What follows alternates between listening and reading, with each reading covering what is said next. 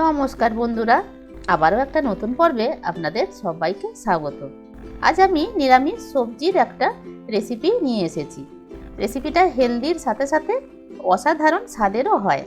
সামান্য তেল মশলায় হলেও খেতে কিন্তু দুর্দান্ত হয়। আশা করছি আপনাদের বাড়ির সবার খুব পছন্দ হবে। তাহলে আসুন দেখে নেওয়া যাক আজকের রেসিপিটি। এখন শীতকালে দারুণ সব টাটকা সবজি বাজারে পাওয়া যাচ্ছে, তো আমার এই রান্নায় বেশ কিছু সবজি লাগবে। এখানে আমি ফুলকপি, বাঁধাকপি, সিম, গাজর, বিনস, ক্যাপসিকাম মানে শীতকালীন সব সবজি আমি নিয়েছি। সাথে নিয়েছি মূলো, বেগুন আর কুমড়ো নিয়েছি। এর সাথে আমি কিন্তু আরও একটা সিক্রেট সবজি নিয়েছি, সেটা আমি পরে বলছি। তো ভিডিওটা আপনারা কিন্তু শেষ পর্যন্ত দেখবেন বন্ধুরা। আশা করছি আপনাদের ভালো লাগবে রেসিপিটা। এখন আমি রান্নার দিকে চলে যাই। গ্যাসে কড়া বসিয়ে দিয়েছি আর 2 চামচ সর্ষের তেল দিয়ে দিয়েছি। তেলটা গরম হয়ে গেলে খুব সামান্য পরিমাণে আমি হলুদ দিয়ে দিয়েছি। বেগুনটা আমি এই তেলে ভেজে নেব। এখানে কিন্তু শুধুমাত্র হলুদ দিয়েই বেগুনটা ভেজে নিচ্ছি, কোনো রকম লবণ আমি দিইনি। এই রকম লাল লাল করে ভেজে নেবার পর বেগুনটা আমি তুলে নিলাম। কড়াতে আরও 1 চামচ সর্ষের তেল দিয়ে দিলাম। সবজিগুলো আমি একটা একটা দিয়ে ভেজে নেব।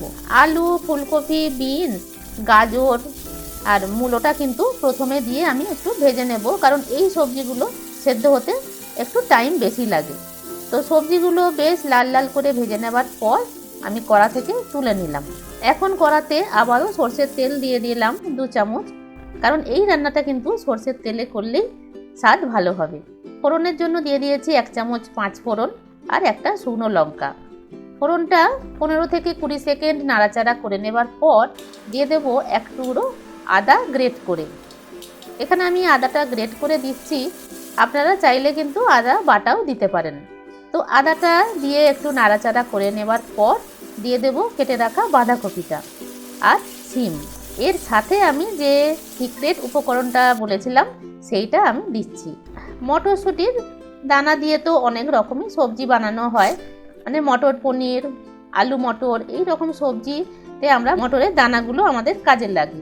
তো এই দানাগুলো নেবার পর এই খোসাগুলো কিন্তু আমরা ফেলে দিই। এই খোসার মধ্যেও কিন্তু অনেক পুষ্টিগুণ থেকে যায়। এই খোসা না ফেলে দিয়ে আমরা কিন্তু কাজে লাগাতে পারি। এইভাবে যদি আমরা একটু ছাড়িয়ে নিই, মানে মোটার দিকটা যদি একটু ভাঁজ করে নিই, তাতে কিন্তু এইভাবে একটা পাতলা আস্তরণ উঠে আসে। এই পাতলা আস্তরণটা কিন্তু ফেলে দিতে হবে, এটা কিন্তু সেদ্ধ হয় না।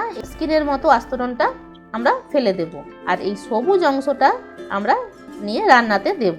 এই খোসাতেও কিন্তু অনেক পুষ্টিগুণ থেকে যায়।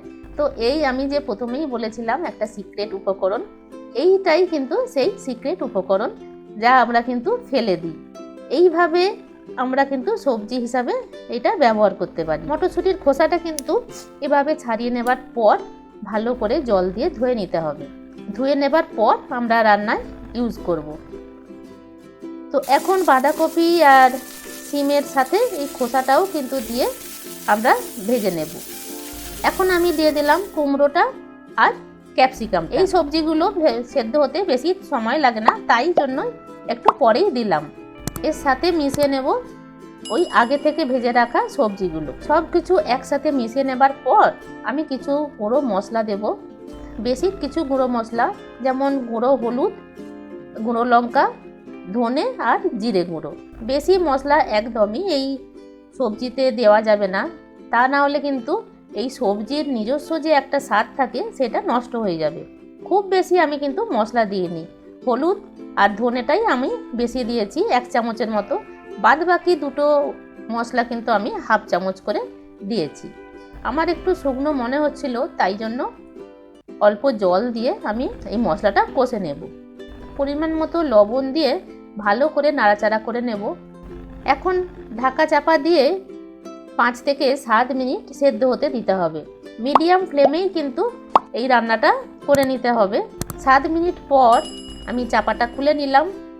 এখন কিন্তু সব সবজিগুলোই ভালোভাবে সেদ্ধ হয়ে গেছে, অথচ কিন্তু কোনো সবজিটাই একদম গলে মিশে যায়নি। এবার আমি দিয়ে দেব সেই ভেজে রাখা বেগুনটা।